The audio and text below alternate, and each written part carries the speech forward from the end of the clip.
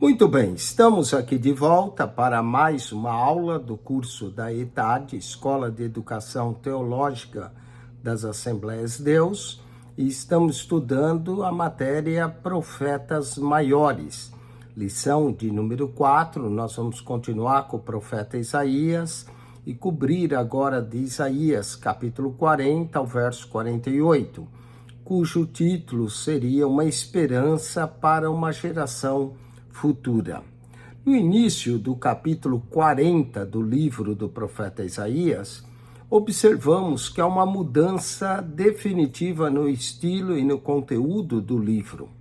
Fica óbvio que o profeta cessou de falar àquela geração e agora se dirige, parece que a uma geração futura, cerca de 150 anos depois de sua morte.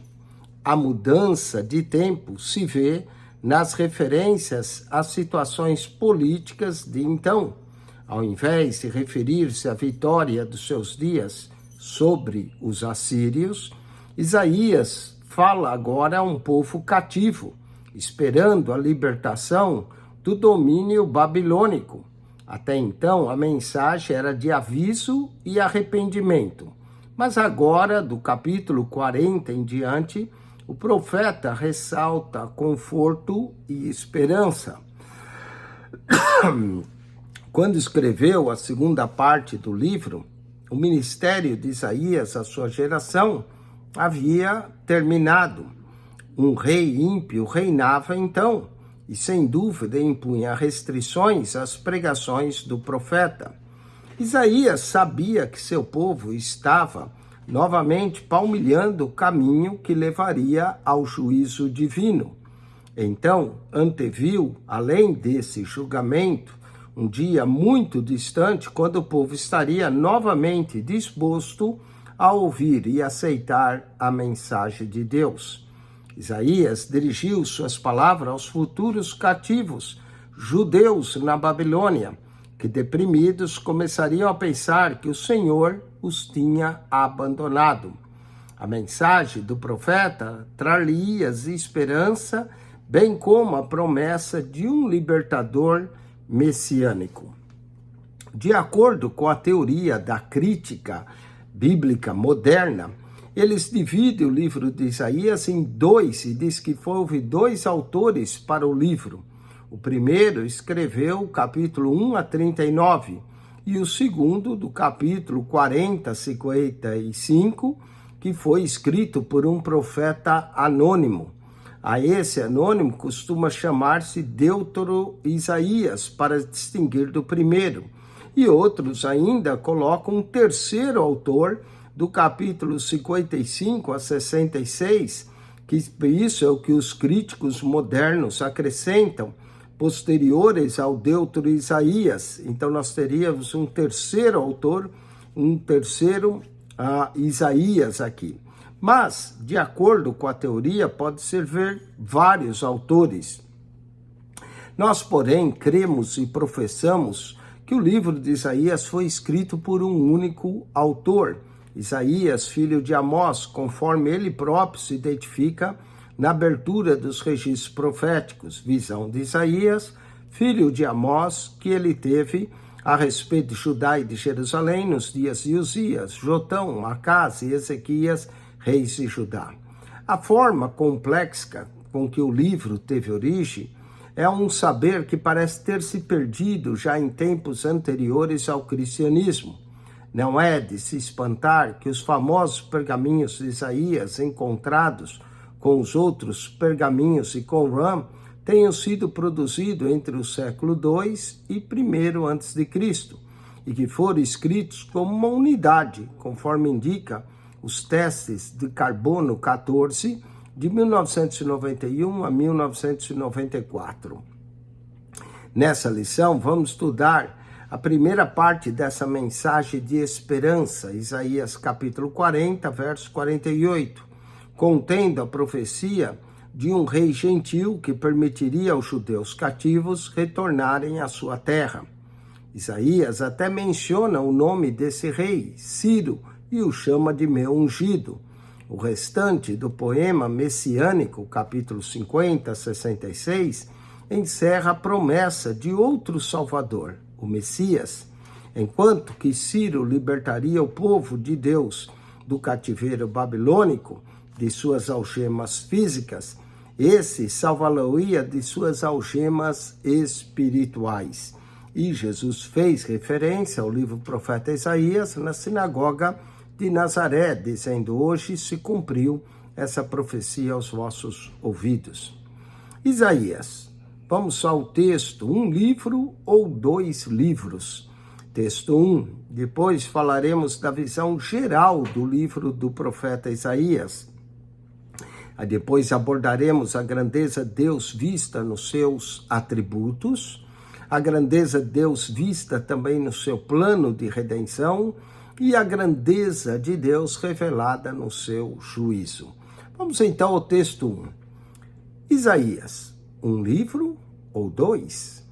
Lamentamos que o profeta Isaías tenha sido cerrado ao meio, não apenas fisicamente pelo ímpio rei Manassés, mas que parece que continua sendo cerrado em dois, teoricamente. Referimos-nos à ideia que é propagada por alguns acadêmicos de que a segunda metade do livro do profeta Isaías, isso é, do capítulo 40 a 66, foi escrita por um outro autor desconhecido, que viveu 200 anos após o profeta Isaías, no período do cativeiro babilônico, e, portanto, deveria ser denominado Deutero-Isaías ou Segundo Isaías. Vejamos a origem dessa teoria. Durante 16 séculos da era cristã, não houve dúvida alguma com relação à igreja da unidade absoluta e perfeita do livro do profeta Isaías. Entretanto, em 1775, Johann C. Dördling, escritor alemão, achou que o livro de Isaías teria dois autores, sendo a metade final escrita por um profeta desconhecido. A razão básica de sua dúvida em relação à autoria exclusiva do profeta Isaías foi o grande número de detalhes proféticos referentes ao cativeiro da Babilônia, encontrado na segunda metade do livro do profeta Isaías. Dördling deduziu que somente uma pessoa que tivesse vivido no tempo do cativeiro poderia ter registrado tais fatos com exatidão. Por exemplo, o relato da vitória dos medos sobre a Babilônia, e até mesmo o nome do rei vitorioso, Ciro. De igual modo, a profecia de que Ciro decretaria o regresso dos judeus para a terra de Judá, como encontramos em Isaías 44, verso 28, e Isaías 45, verso 1, parecia para Dördling escrita por outro autor, porque Ciro ainda nem havia nascido quando Isaías estava profetizando. Contudo, esse escritor alemão não levou em consideração o caráter de Deus, como o grande eu sou, o eu sou que revela o futuro e conhece o passado, presente e futuro com perfeição.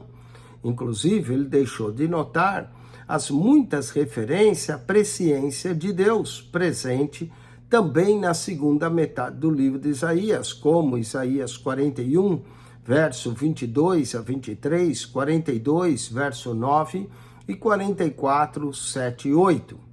O poder supremo de Deus foi suficiente para capacitar Isaías como autor humano de todo o livro que leva o seu nome. Nesse estudo mostrará que existem também argumentos históricos e, segundo a tradição, bem como os fatos do Novo Testamento, que apoiam que Isaías é o escritor de todo o livro. Comecemos então com a evidência da tradição judaica. Com base nos registros mais antigos, é óbvio que a tradição judaica nunca sugeriu a ideia de um segundo autor para o livro do profeta Isaías. Também, quando os pergaminhos do Mar Morto foram descobertos em 1947, entre eles estava o rolo do profeta Isaías, como um livro completo. provando, portanto, que no segundo século antes de Cristo, que é a data desse rolo, o livro já era considerado como tendo um único autor. Falemos agora da evidência histórica secular. Flávio Josefo, o historiador judeu do tempo de Cristo, tinha a mesma opinião dos eruditos do seu tempo, afirmando que a segunda metade do livro de Isaías havia sido escrita pelo próprio profeta Isaías. Josefo conta que quando foi mostrado a Ciro a profecia de Isaías, proferida a seu respeito 150 anos antes, ele então apressou a obedecer àquela profecia que predizia a liberdade ou a libertação dos judeus e o seu retorno à sua terra. Falemos agora da evidência do Novo Testamento. O Novo Testamento menciona 21 vezes o nome do profeta Isaías, ligado aos seus escritos, e essas citações são tiradas de todas as partes do referido livro, e algumas vezes indicam Isaías como autor também da segunda metade do livro. O próprio Jesus fez isso lá na sinagoga de Nazaré, capítulo 40, 66. Cristo afirma também em Mateus 12, 17, 18, que Isaías escreveu Isaías 42, 1. O evangelista Lucas, capítulo 3, verso 4 e 6, afirma que Isaías escreveu Isaías 40, versos 3 e 5. Paulo, em Romanos 10, 16, que cota Isaías, escreveu Isaías 53, 1. João 12, 38 a 40, enfatiza também a unidade do livro, mas qualquer outro texto bíblico, quando cita as duas metades do livro, tanto Isaías 6, verso 9 a 10, como Isaías 53, verso 1, dando assim o crédito total ao rolo do livro do profeta Isaías. Conclusão. É fato conhecido que a primeira metade do livro de Isaías é sim muito diferente da segunda. Na primeira parte, Isaías dirige-se à sua geração, transmitindo os avisos de Deus concernente à invasão da Síria, enquanto que na segunda parte o profeta dirige-se à geração de seus bisnetos, anunciando os planos de Deus como referência aos cativos de Judá em Babilônia. Isso não deve causar confusão, pois tudo estava de acordo com o plano divino. Isaías declara ter recebido um segundo encargo para uma nova mensagem contida na outra metade do livro. Na primeira parte, ele foi ordenado a pregar o arrependimento, de modo que o remanescente do povo de Israel, no caso o reino de Judá, fosse salvo da destruição assíria. Isaías 6, verso 8 a 13. Cumprido aquela incumbência, Isaías agora recebeu outra tarefa: trazer conforto e esperança messiânica ao povo que mais tarde experimentaria o desânimo durante o cativeiro babilônico. Isaías 40, verso 1 ao 9. Assinale com X a alternativa correta. 4.1. Em 1775, Johann C. Dördling achou que o livro de Isaías teria dois autores, sendo a metade final escrita por, letra A, um profeta desconhecido.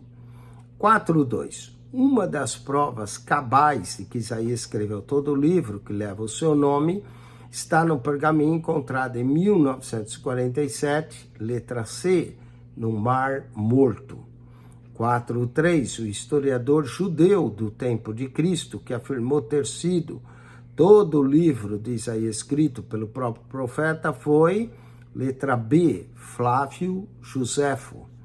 4.4. Não apenas Cristo afirma a autoria de Isaías quanto à segunda parte do livro que leva o seu nome, mas também Lucas, Paulo e João. Todas as alternativas estão corretas.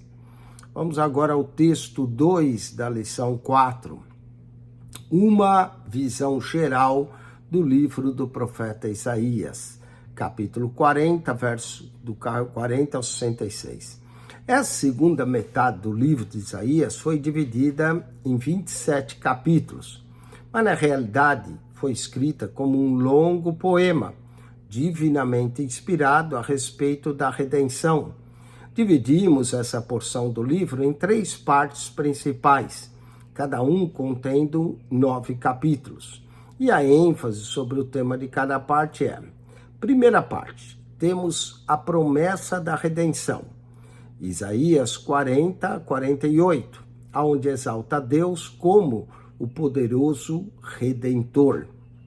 Segunda parte, temos a oferta da redenção. Aqui, capítulo 49 a 57, evidencia Cristo como o servo de Deus que veio cumprir a vontade de Deus. E terceira parte, a realização da redenção, que salienta Israel nos últimos dias, capítulo 58 a 66. Outro tema que tem quase que é imperceptível, que aparece através de todo esse poema, é a oferta de paz da parte de Deus ao pecador. Note essa ênfase no verso final de cada uma das 3 partes. A primeira parte termina com: mas os ímpios não têm paz, diz o Senhor. Isaías 48, verso 22. Isaías 57, verso 21, finaliza a segunda parte com a mesma profecia.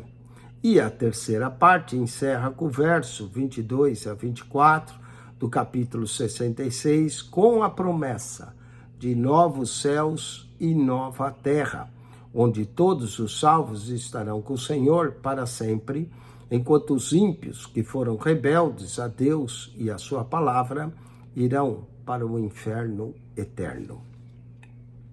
Vamos ao propósito dos capítulos 40 a 66 no livro do profeta Isaías. O assunto dominante aqui na segunda metade do livro é a revelação de um grande plano divino de redenção.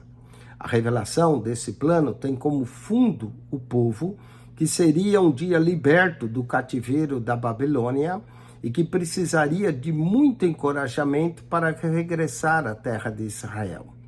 Isaías preocupava-se com a libertação física desse cativeiro, porém preocupava ainda mais com a libertação de um cativeiro espiritual.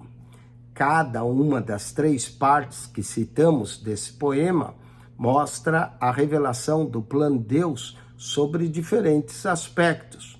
Nos capítulos 40 a 48, o profeta salienta que Deus sempre tem um plano para o seu povo e que perpetuamente será o Deus Todo-Poderoso acima de todos os deuses. Provavelmente, durante o cativeiro, os judeus presumissem que Deus estivesse indiferente para com eles, ou fraco demais para poder ajudá-los. Isaías tanto predisse a libertação do cativeiro, como revelou o poder de Deus para salvar os judeus. Os capítulos 40 a 57 levam-nos ao próximo passo desse plano de Deus, onde ele promete enviar o seu servo sofredor, para expiar os pecados do povo. A realidade do cativeiro mantinha os pecados dos judeus constantemente diante deles, por isso estavam no cativeiro. Porém, aqui, Deus promete remover não somente o cativeiro, mas também a culpa do pecado. E os últimos 9 capítulos do livro, do capítulo 58 e 66, contém então a última etapa desse plano de Deus para a redenção do seu povo. Ele quer que o seu povo saiba que um dia reinará com ele, no seu trono, em Jerusalém.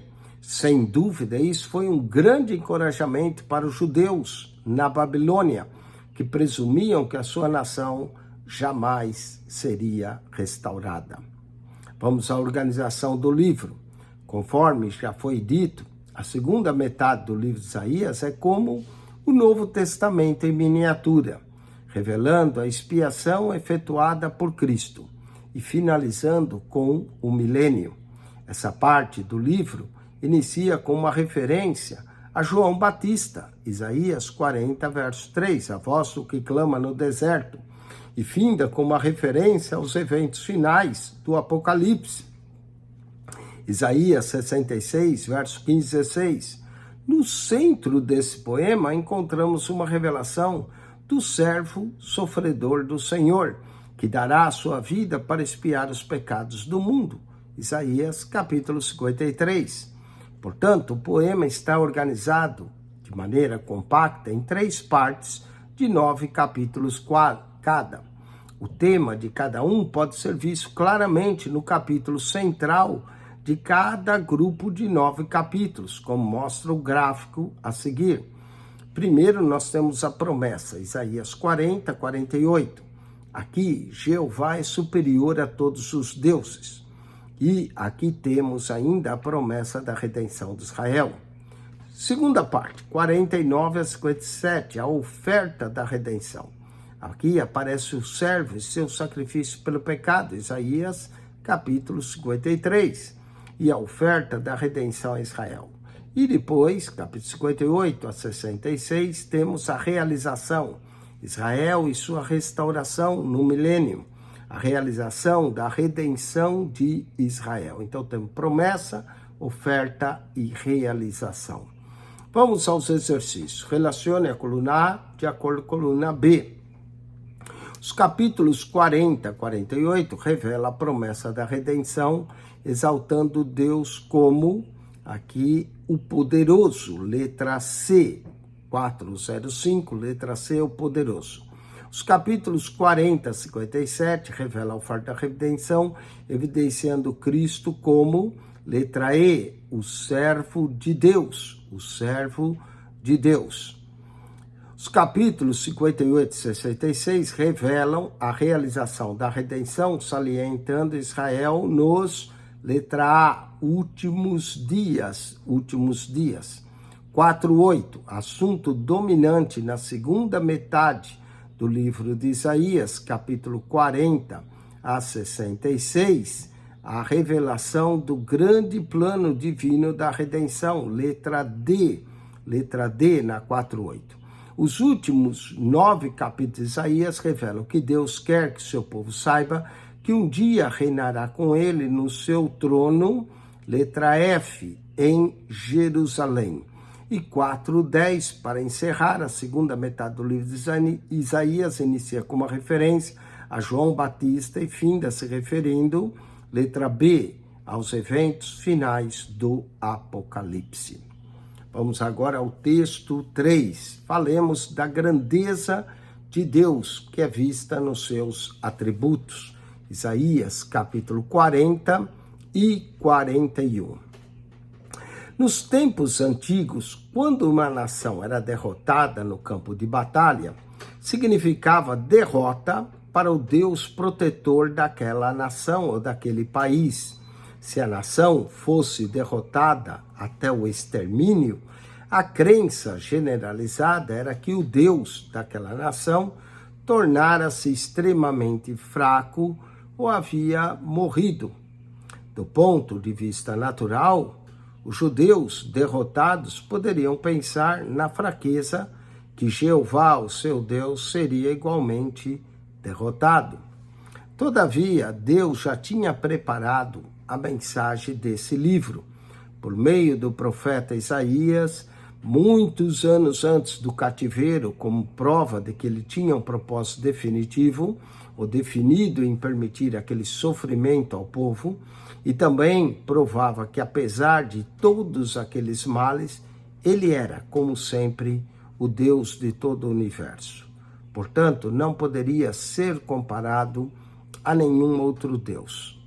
O segundo comissionamento de Isaías, que é Isaías capítulo 40, verso 1 a 11, em Isaías 6, notamos a primeira comissão divina, entregue ao profeta, que era de pregar arrependimento e juízo aos seus contemporâneos. Agora, no capítulo 40, encontramos a segunda comissão, pregar consolação e esperança. Consolai o meu povo, a geração futura, Isaías 40, verso 1.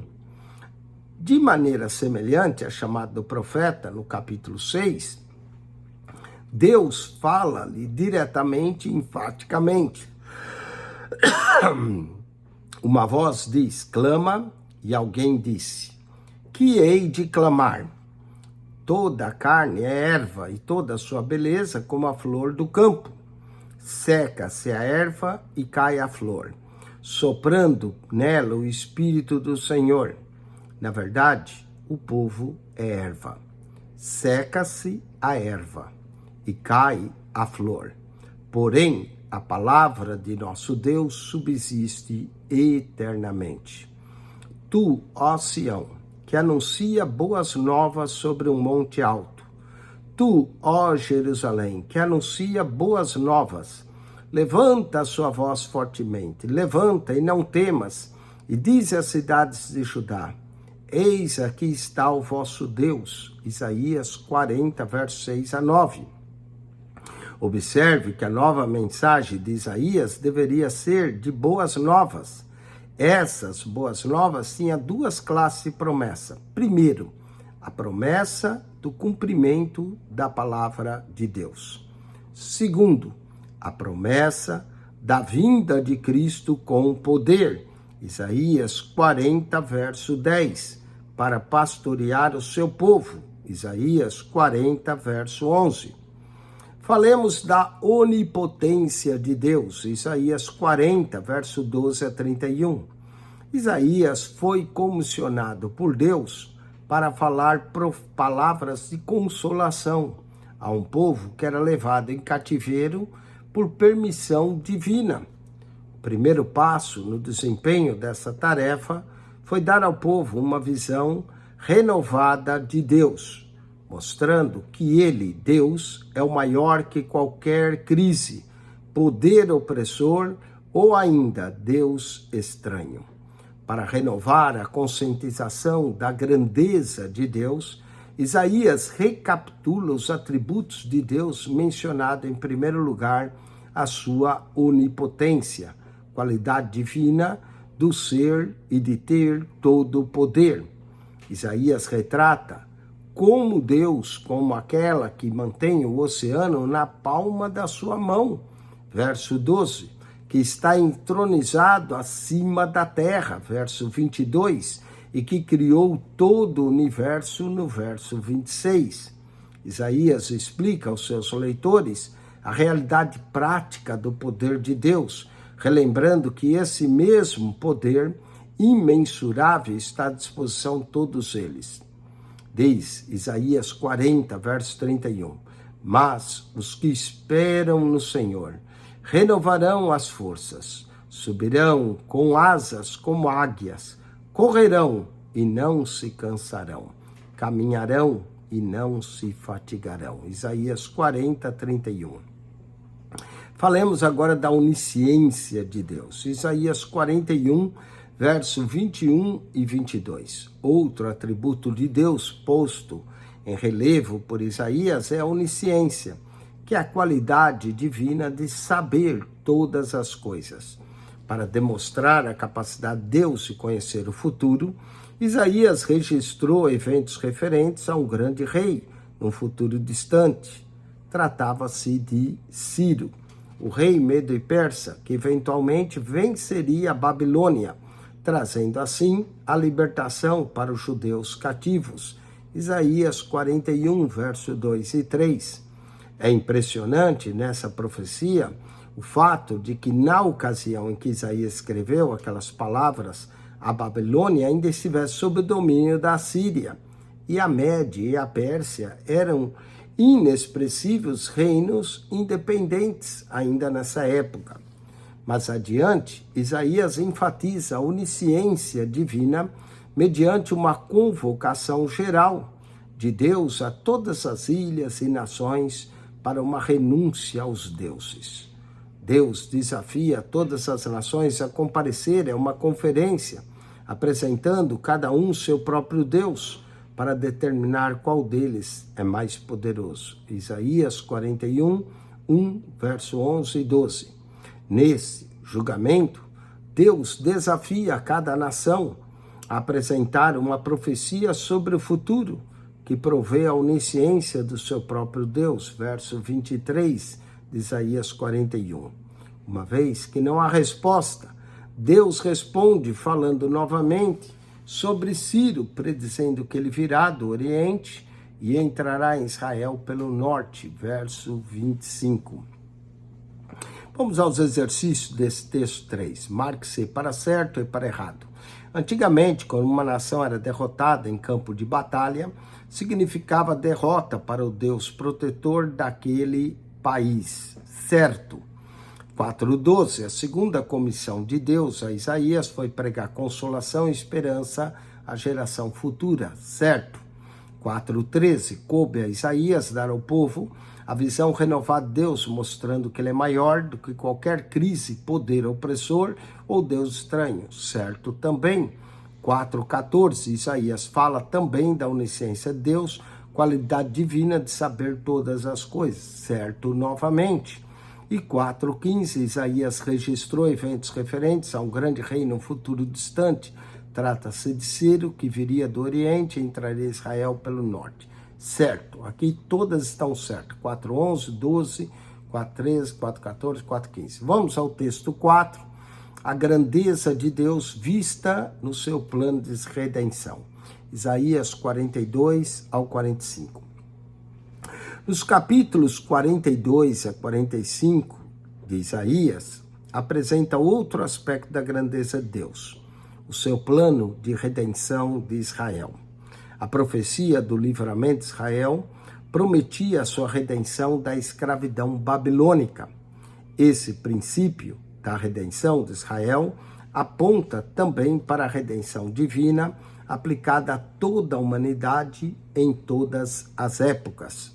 O título conferido a Deus nesse capítulo é o Redentor, Isaías 43, 14, Isaías 44, 6 a 24. E o conceito central da redenção é libertar alguém, pagando o preço do seu resgate. No Antigo Testamento, quando uma pessoa não podia pagar suas dívidas, estava sujeita a ser vendida como escravo e ter todos os seus bens confiscados. Tanto a escravidão como o confisco dos bens poderiam ser cancelados se um membro da família pagasse a dívida. A única esperança seria algum parente pagar o preço da redenção, restaurando-lhe assim a sua liberdade e a sua herança. Levítico 25, verso 51. Assim, nesses capítulos, Deus aparece como o Pai, que deseja redimir Israel do cativeiro, restaurando a nação para possuir a terra de Canaã, que era a sua herança original. Falemos do Salvador e o pecador, Isaías 42.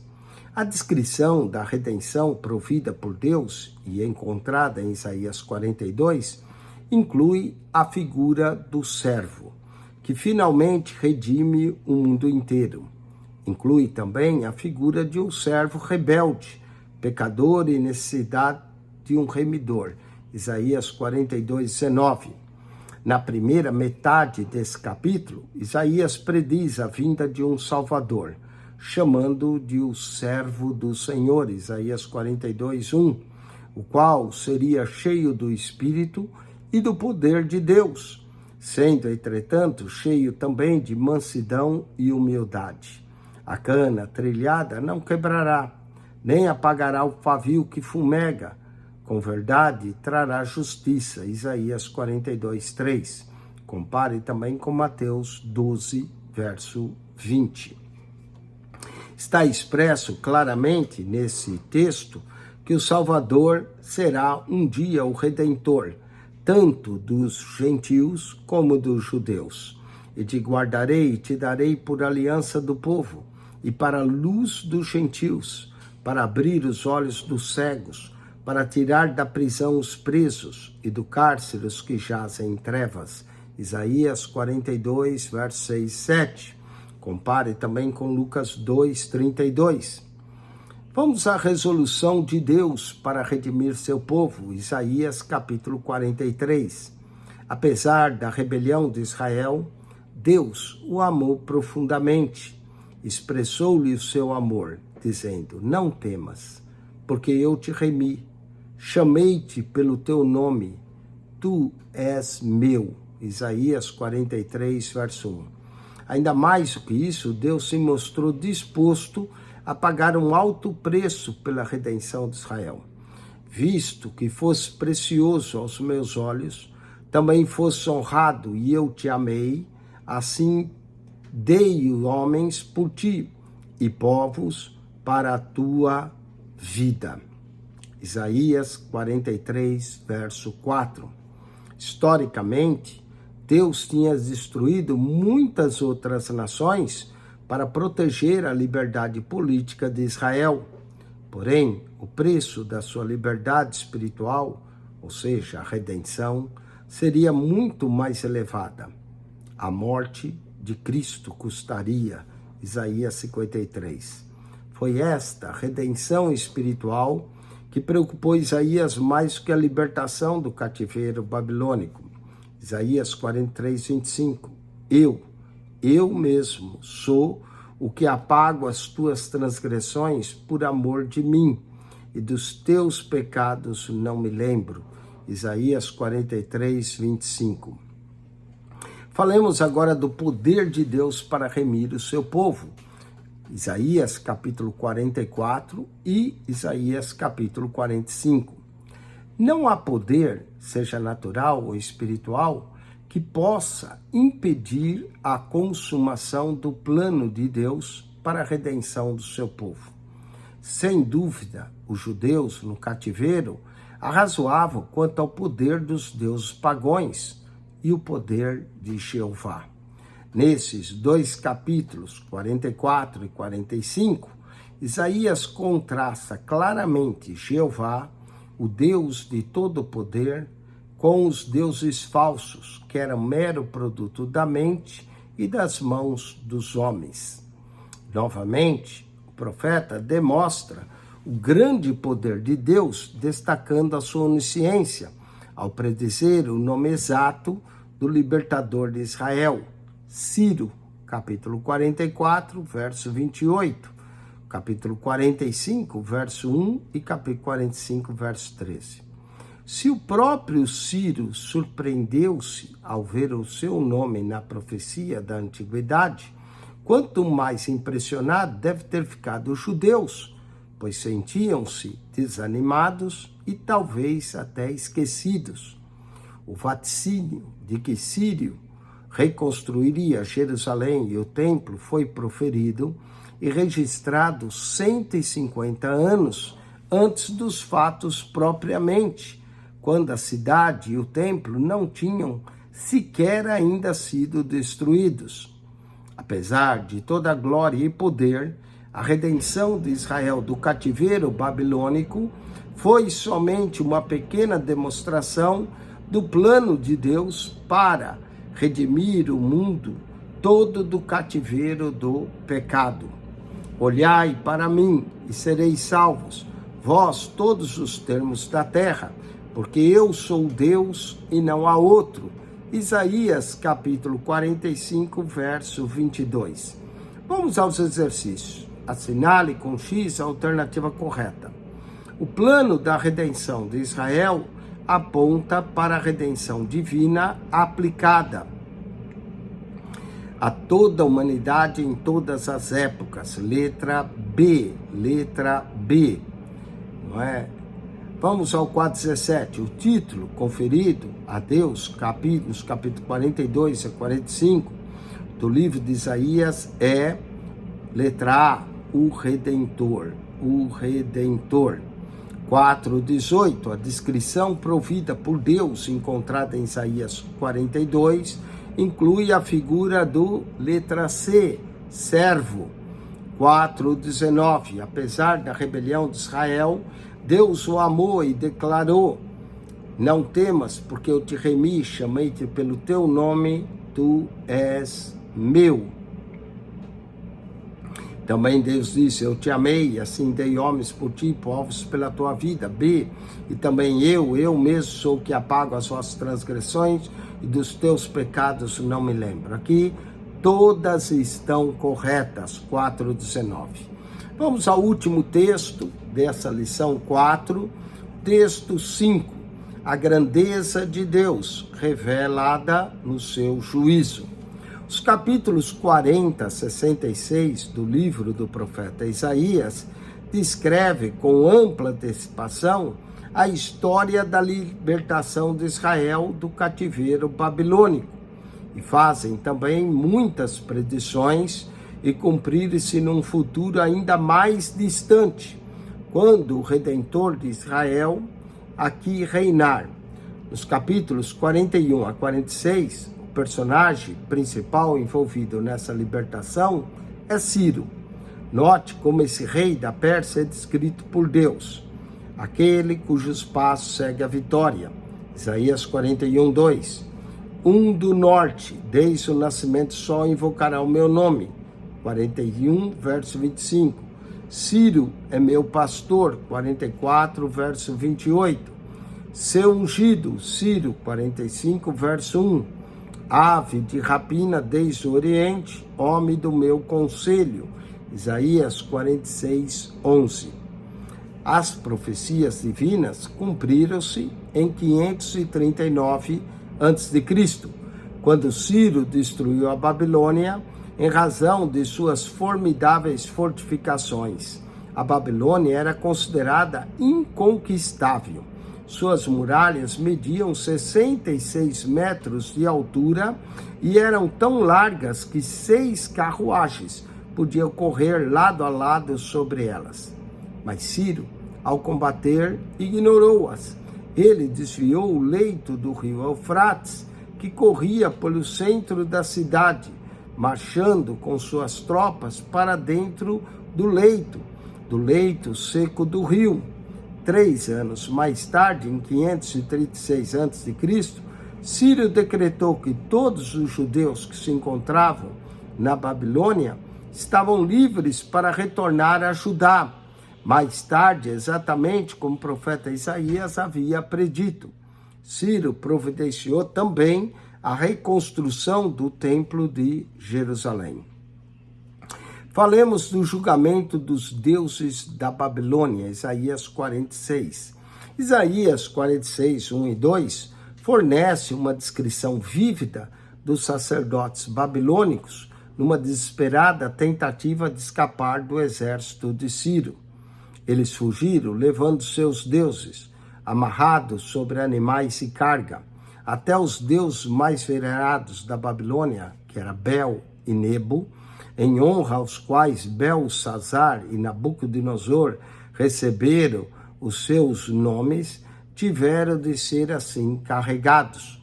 Em contraste com aqueles falsos deuses que tinham de ser transportados e protegidos em tempos de crise, o Deus Israel libertou seu povo do cativeiro e os carregou fielmente durante toda a vida. Isaías 46, 4 e 5. E até a velhice eu serei o mesmo, e ainda até as cãs eu vos carregarei. Eu vos fiz, eu vos levarei, eu vos trarei e eu vos livrarei. A quem me assemelhareis e com quem me igualareis e me comparareis, para que sejamos semelhantes. Isaías 46, versos 4 e 5. Leia também Êxodo 19, 4, Deuteronômio 32, 11 e 12, Isaías 63, verso 9. Falemos agora do juízo de Deus sobre a Babilônia, Isaías capítulo 47. Nesse capítulo, Isaías compara a Babilônia a uma mulher que, tendo vivido em polpa, pecado e orgulho, agora caiu dessa elevada posição. Assentada sobre o pó, ela agora tem de trabalhar como escrava. Isaías 47, 1 e 2. Isaías prediz que toda a glória da Babilônia e o seu pecado teriam fim num só dia. Isaías 47, verso 9. Essa profecia cumpriu-se exatamente no dia 3 de novembro de 539 a.C., quando Ciro entrou na cidade e a conquistou em um só dia. A escolha do juízo ou da paz. Isaías capítulo 48. Essa conquista também é relatada no livro de Daniel capítulo 5, quando a mão escreve na parede, Mene, Mene, Tekel, Farsim, pesado fosse na balança e achado fosse sem falta, o Senhor contou o teu reino e entregou. A escolha do juízo e de paz, Isaías 48. A queda da Babilônia deu aos judeus a oportunidade para retornarem à terra de Judá e, mais uma vez, servirem a Deus em sua terra. O Senhor os admoestou a não seguir o exemplo dos seus antepassados, que haviam sido rebeldes desde o nascimento da nação. Isaías 48, verso 8. Até mesmo aquela nova geração tinha tendência de adorar a Deus hipocritamente. Isaías 48, verso 1. À luz do desgosto profundo que o povo sofreu durante o cativeiro e da maravilha do seu livramento, Deus está requerendo que esse povo leve a sério o relacionamento com ele. Se o povo escolhesse servir a Deus com fidelidade e verdade, teria certamente a bênção e a paz da parte de Deus para sempre. Isaías 17 e 18 diz: Eu sou o Senhor teu Deus, que te ensina o que é útil e te guia pelo caminho que deves andar. Se tivesse dado ouvidos aos meus mandamentos, então seria a tua paz como o rio e a sua justiça como as ondas do mar. Isaías 48, versos 17 e 18. Encontrasse a paz como um rio que Deus pode dar, vemos a consequência do pecado e a ausência de paz para os transgressores. Isaías 48, 22. Mas os ímpios não têm paz, diz o Senhor. Vamos aos exercícios do texto 5. Associa a coluna A de acordo com a coluna B. Os capítulos 40 a 66. Isaías descreve por antecipação a história. Certo. Personagem principal para a libertação de Israel. Aqui é para relacionar, né? Os capítulos 40 e 66 escreve por antecipação a história, letra E, da libertação de Israel. 4:20, letra E, a libertação de Israel. 4:21, personagem principal para a libertação de Israel, letra C, o rei Ciro. Ciro, 4:22, Ciro destruiu Babilônia, cumprindo-se a profecia divina, a profecia divina, em 539 a.C. Ciro decretou liberdade aos judeus para retornar a Judá em letra F, 536 a.C.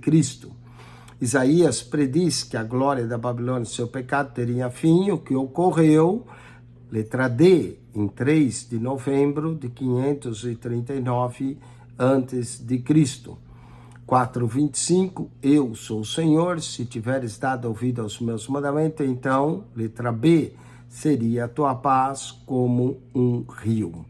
Vamos agora à revisão da lição, que é marque-se para certo e para errado.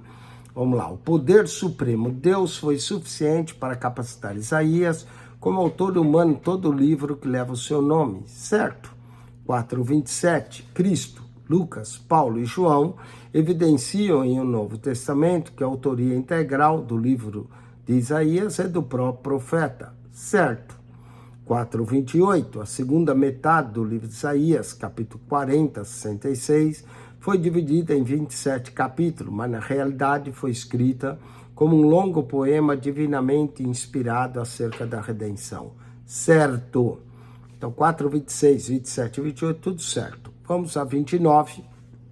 4:29, A segunda metade do livro de Isaías, assim como o Novo Testamento, revela a expiação efetuada por Cristo e o milênio, certo? 4:30, o capítulo 40 mostra Isaías comissionado por Deus para falar ao povo palavras de condenação, errado, para falar ao povo palavras de consolação. Então aqui 4:30 está errado. 4:31, procurando conscientizar o povo, Isaías recapitula os atributos de Deus, começando por sua onipotência, certo?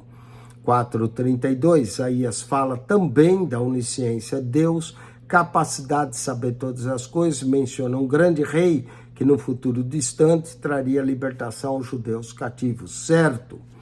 4:33, na primeira metade do capítulo 42, Isaías prediz a vinda de um Salvador chamado Servo do Senhor, certo?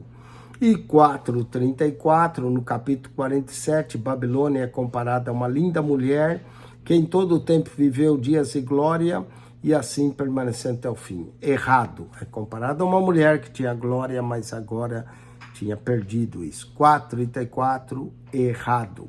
Vamos agora ao teste dessa lição 3 e 4, que é o nosso teste número 2. O aluno da ETAD deve prestar atenção agora nessa pequena revisão que nós iremos fazer do teste, e logo após a revisão do teste, o aluno poderá então entrar e fazer o seu teste.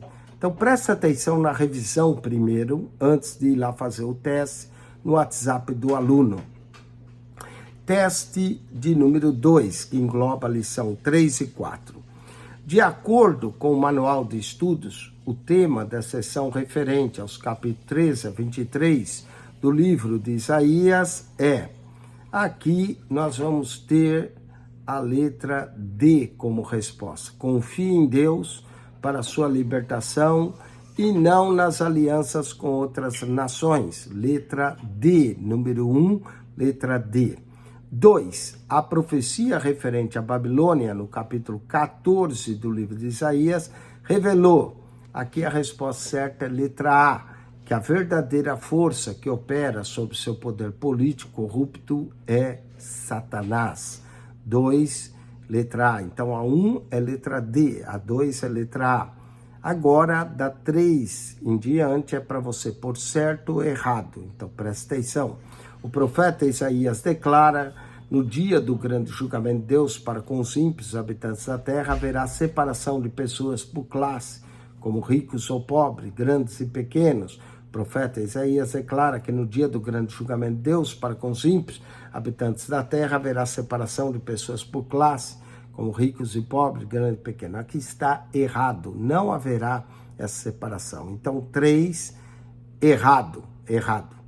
4, o capítulo 26 do livro de Isaías era utilizado na igreja primitiva como um cântico de louvor, pois suas palavras de paz confortam nos tempos de angústia. Certo. Então, a 3, letra B, errado. A 4, letra A, certo. Vamos à quinta. Jerusalém estava confiado em um livramento divino ao enfrentar ameaças de juízo horrendo pelo exército sírio. Errado. Jerusalém decidiu confiar no Egito. Errado. Então, a 5, errado. 6. Ezequias foi quem deu passos firmes para que houvesse um reavivamento espiritual em Jerusalém. Certo. Na 6 está certo. 7.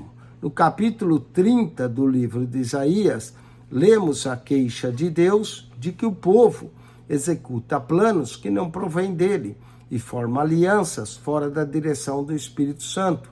Certo, a 7ª está certa, letra A de certa. 8. O propósito da cura de Ezequias e o milagre de sombra tiveram por finalidade avivar a sua fé face ao confronto que ocorrer com os assírios. Certo também, a 8ª certa. 9. Uma das provas cabais que Isaías escreveu todo o livro que leva o seu nome está nos pergaminhos encontrados em 1947 no Mar Morto. Certo. Letra 9, certo. 9, letra A, certo. 10. Os capítulos 40 e 48 do livro de Isaías revelam a promessa de redenção, salientando Deus como servo. Aqui está errado. salienta Deus como Todo-Poderoso, como servo é o servo de Cristo, não é? Errado, a 10 está errada. A 11, chamado de Novo Testamento, em miniatura, a segunda metade do livro de Isaías, capítulo 40 e 66, finaliza com o milênio, certo? 12, registrada no capítulo 6 do livro de Isaías, a primeira comissão divina entregue ao profeta foi pregar arrependimento e juízo aos seus contemporâneos, certo? 13, o plano de redenção de Israel aponta para a redenção divina, aplicada a toda a humanidade em todas as épocas. Na 13, certo, letra A. 14, o conceito original bíblico de redentor começou com a prática de um parente socorrer um membro da família quando esse se encontrava com graves problemas financeiros. Certo, letra A, certo. 15, Ciro, personagem principal envolvido na libertação de Israel do cativeiro babilônico no livro de Isaías, é descrito como ave de rapina desde o Oriente. Certo, 15 está certo. 16, Isaías 47, o profeta compara a Babilônia como uma mulher que, após viver em pecado e orgulho, cai de sua posição, assenta sobre o pó e tem que trabalhar como escrava. Certo. Portanto, a 13, né, da 12 até 16, tudo certo. Bom, com isso, espero que você tenha aprendido acerca do livro do profeta Isaías e que você possa, como aluno, obter uma boa avaliação. Se você não é aluno, mas assistiu essa aula para aprender mais sobre o livro do profeta Isaías, parabéns, continue. Se deseja ser aluno, entre em contato conosco, faça a sua matrícula, nós faremos a sua matrícula, daremos acesso à plataforma digital da ITAD para que você acione o livro, estude, responda as perguntas e também daremos acesso ao WhatsApp do aluno para que você faça as provas. Não importa em qual parte do mundo você está, Estados Unidos, Europa, Brasil, Japão, você pode estudar pelo curso através do canal do YouTube, você pode se matricular, você pode fazer e estuda de acordo com o seu conforto na sua casa. Toda semana trazemos 2 lições e o teste para você. E aí você escolhe o horário que funciona para você. Que Deus te abençoe, que a graça de Jesus seja contigo. Acione o nosso canal PR Eugênio Piacentini para ter acesso às aulas da ITAD e a mais de 232 pastas com assuntos lá, só sobre a Bíblia. PR Eugênio Piacentini, o canal da Bíblia, subscreva. Que Deus te abençoe. Amém e amém.